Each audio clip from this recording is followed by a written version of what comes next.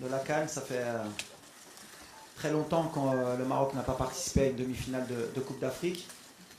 Donc on est déjà content, premièrement, de remettre le Maroc dans le dernier carré de notre continent, contre une des équipes les plus fortes du continent dans cette compétition, puisque c'est la 17e fois qu'ils vont participer à une demi-finale.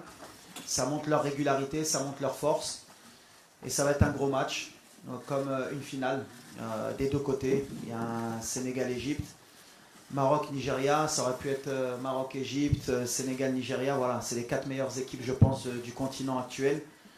Donc c'est bien pour le spectacle, bien pour l'Afrique et bien pour notre continent qu'il y ait ce genre de rencontre. On espère être à la hauteur au niveau du spectacle et bien sûr se qualifier pour la finale, Inch'Allah.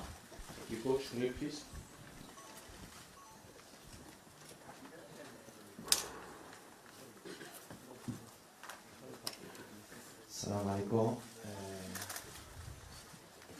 بحال اللي قول كوتش شحال هادي حنا كنستنى هذا المومون.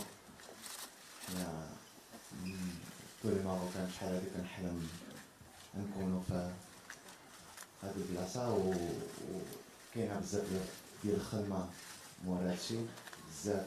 حنا كنستنى هاد المومون ان شاء الله. On va préparer مزيان الماتش مينتالمون فيزيكمون تاكتيكمون. حنا نكونوا ان شاء الله موجودين ان شاء الله نكونوا ليكيب اللي بريباري مزيان ونكونوا مزيان ان شاء الله. و هذا لوبجيكتيف ديالنا هادي على هاد كوب دافريك سي لوبجيكتيف كوليكتيف دي غاني نربحو وان شاء الله حنا نكونوا موجودين ان شاء الله. كوتش تكنيك كوتش كيس. السلام عليكم كوتش. السلام عليكم كوتش. دريس تحميه هبه سبور. غنسولك غير على الحاله الصحيه ديال اللاعبين، واش جميع اللاعبين واجدين باش يلعبوا ان شاء الله الدومي فينال.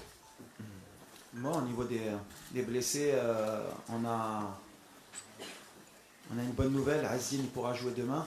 Ounehi. Non, je rigole. Non, Azine, il est blessé. On a Romain Seyss qui a repris l'entraînement, donc il revient très bien. Ce qui pourra postuler, on verra encore. On a un entraînement pour choisir. Mais voilà, à part Azine qui est out, tout le monde, Inch'Allah, pourra postuler à être dans le groupe. Ouais. Bonjour Walid.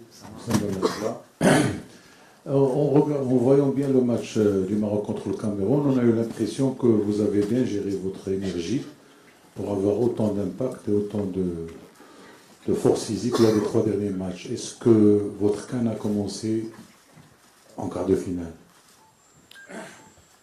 Non, on pourrait croire qu'on est monté en puissance, mais en fait on commence à avoir un peu l'expérience du genre de tournoi. On sait que voilà, les premiers tours, il y a beaucoup d'essais, il y a beaucoup de joueurs à remettre en forme.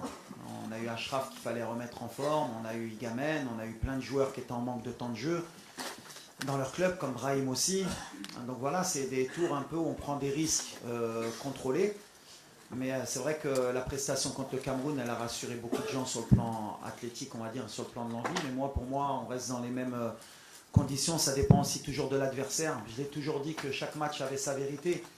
Quand on joue contre le Cameroun, le degré de motivation sur un quart de finale est toujours au top et il t'oblige à monter aussi tes critères. C'est ce qui a fait que les gens ont peut-être été plus heureux du match du Cameroun parce qu'ils ont senti une équipe qui avait en face. On est depuis 2 ans sur ça, sur l'adversité. Quand on joue un adversaire qui est soi-disant moins bon que nous, à chaque fois, même si on gagne, les gens ont l'impression qu'on en a laissé un peu sous le pied, mais c'est pas vrai. En tout cas, oui, on est bien, physiquement on est bien, mentalement on est bien. Et au meilleur des moments, on pourrait croire, mais on tombe aussi sur une équipe qui est très bien aussi, qui est montée en puissance, qui a digéré son élimination en Coupe du Monde, donc, et qui a envie de créer aussi la surprise ici. Donc ça a été un vrai match. Mais nous, on est bien, on est en train de confirmer tout ce qu'on fait depuis plusieurs années. Maintenant, pour vraiment le confirmer, il faudra être à la hauteur demain. Ce sera un autre match, un autre contexte, un autre style d'équipe aussi. Donc voilà. Before we continue with the questions, I would kindly ask our please photographers, no more photos. Please sit down and no more photos. Photographers, please. Hold it. السلام عليكم كوتش عبد المولى السباعي نشوف تابع كوتش كان واحد البوليميك مؤخرا على التحكيم كوننا كنستافدوا من شي تحكيم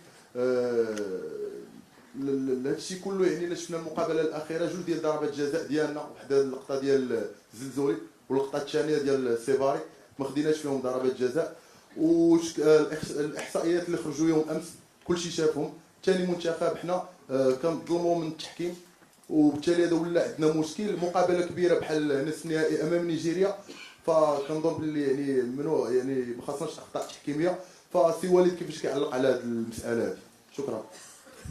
Non, sur les polémiques sur l'arbitrage, déjà c'est toujours dommage d'aller dans, on va dire, dans ce chemin-là.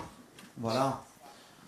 On a un bon continent, on travaille bien, il y a toujours une mauvaise image concernant cela. On veut faire croire que voilà, qu'il y a des matchs qui se gagnent forcément de cette manière et il ne faut pas se mentir, il ne faut pas avoir de langue de bois. Ça a toujours été le cas concernant le continent africain, d'avoir des doutes ou d'avoir des polémiques. La réalité, elle est que justement, vous les journalistes, vous devez faire votre travail.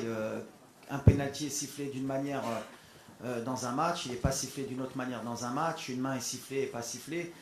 Moi, je regarde tous les matchs, puisqu'on a beaucoup de joueurs aussi qui jouent en Europe, c'est les mêmes polémiques partout, soit en Afrique ou en Europe. Juste, on veut un peu agrandir cela sur notre continent. Moi, je serai toujours un défenseur du continent africain et je partirai toujours avec l'idée que tout le monde essaye de faire de son bien. Comme tu l'as dit, on a été lésés nous aussi depuis le début de la compétition. C'est par exemple le penalty contre la Tanzanie où tout le monde a essayé de faire croire qu'il y a un penalty parce qu'il y a un joueur qui fait 20 kg, il y en a un autre qui fait 120 kg en Angleterre, jamais ça siffle. Mais quand Bilal Akhanous il est poussé dans la surface contre le Mali, il n'y a personne qui dit qu'il y a penalty. Le penalty sur Abdé, le dernier match contre le Cameroun où un joueur dans la surface lui met le pied sur la cheville, si le VAR revient, il y a penalty. Le gardien qui sort sur Sebari qui lui met les 2 points dans la tête, c'est penalty. Mais comme par hasard, comme le Maroc est pays organisateur, mais bon après j'ai l'habitude, hein, depuis la Coupe du Monde, on essaie de nous dévaloriser beaucoup de fois sur ce qu'on est en train de fournir. Et à chaque fois, il peut être témoin, je parle à mes joueurs à chaque fois du terrain. Nous, la seule manière dont on peut parler, c'est sur le terrain, c'est gagner nos matchs.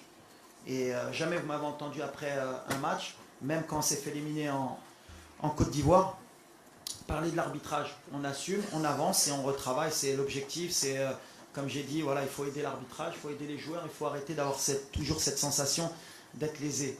À un moment donné, comme j'ai dit, quand on bat le Cameroun, qu'il n'y a qu'un tir, il n'y a même pas un tir cadré dans le match, voilà, il faut à un moment donné revenir sur le principe que voilà, il y a une équipe qui a mérité de gagner, c'est tout. Et si c'était notre cas, je dirais à mes joueurs, ne parlez pas, on se concentre sur le terrain et on espère que l'arbitrage sera à la hauteur demain pour les deux équipes comme elle a été depuis le début de la compétition. Mais ça après, nous on parle terrain, on parle football, je ne sais pas trop des choses que j'aime dire, mais tu l'as dit qu'on est une des équipes qui a été le plus lésée sur notre propre compétition à domicile.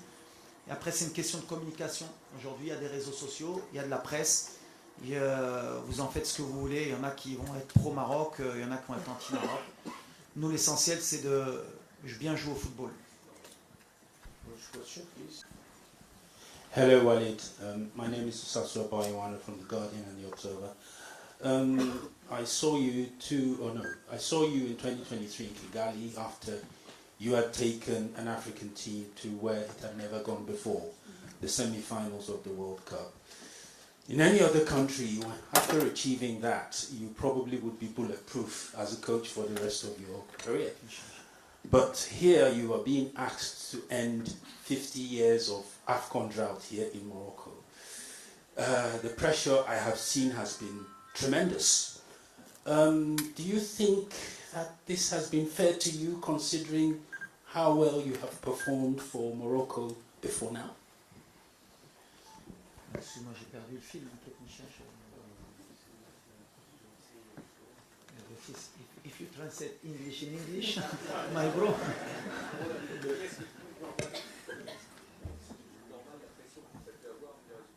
Ah. Yes, it's a good question. I waiting this question a lot from Moroccan journalists, but it's good. It's from you. Look, in my country it's like this. You need to accept when you are the coach of national team of Morocco. Every result you have a critics. Is true. I do my best for my country every time. Maybe I do a mistake sometimes because every coach he do a mistake in their life, and is like this. Me, I stay focused with my team is what is important. I fight for my country, and the critic every time.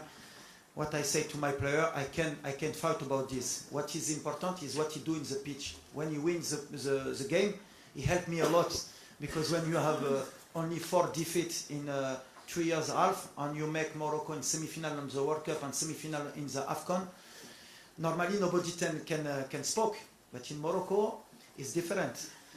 You win and you spoke. It's like this. You need to accept and to work a lot and to accept this. And we hope the next coach, inshallah, in Morocco, he do more of what I do me.